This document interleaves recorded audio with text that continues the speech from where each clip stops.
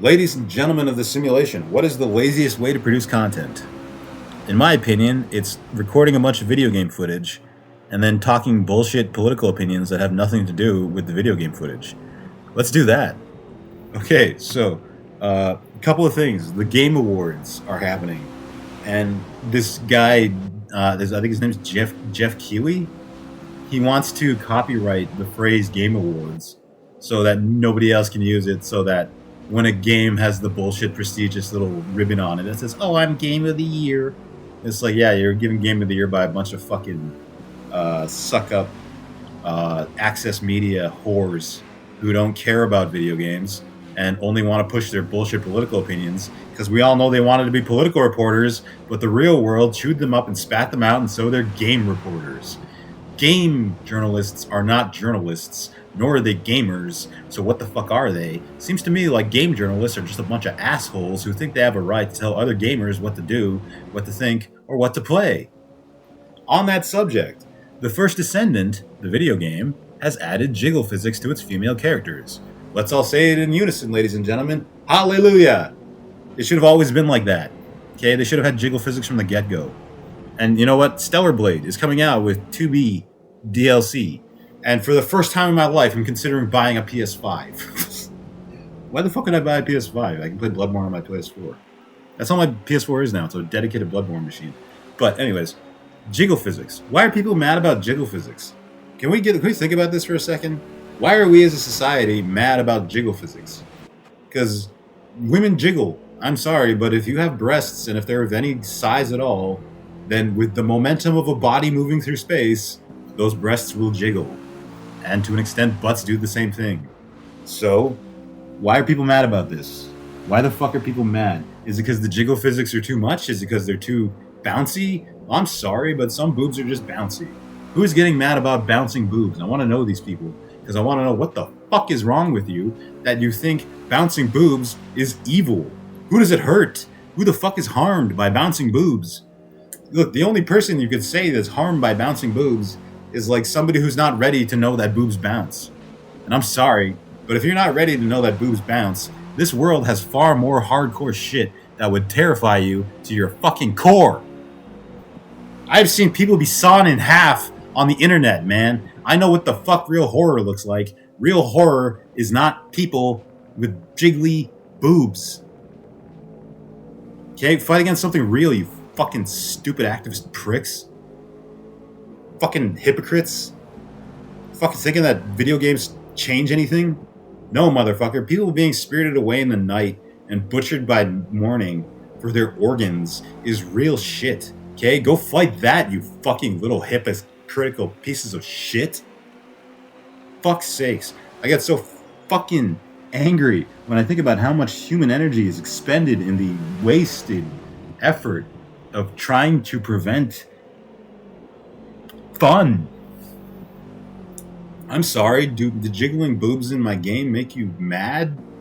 I'm sorry, I find them to be fun. I'm sorry, did anybody else think that Dragon Age Veilguard was the biggest crock of shit that's ever been released on a console or a PC? I was watching clips of that game, and fucking people don't talk like that, man. People don't talk like, oh my god, are we gonna kiss? We're gonna kiss. Oh my god. No, people don't fucking talk like that. If somebody told me that in real life, I would not kiss them. Fuck, man. These people have no experience with reality. These people have no experience with any kind of semblance of, like, sanity.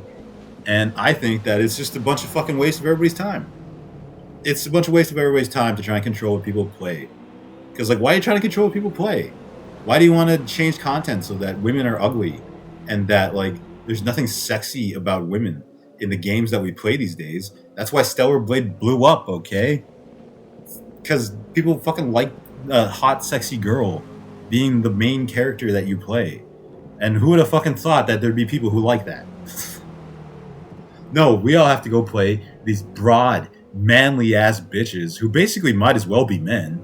And, like, we have to deal with them conquering every single situation without flaw, without any kind of imperfection, in a totally unbelievable way that only a writer who prioritizes and Mary Sue's would accomplish.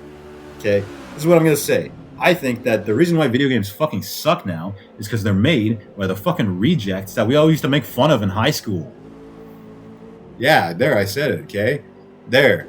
These people are the fucking rejects that we used to hate for being weird and gross or creepy.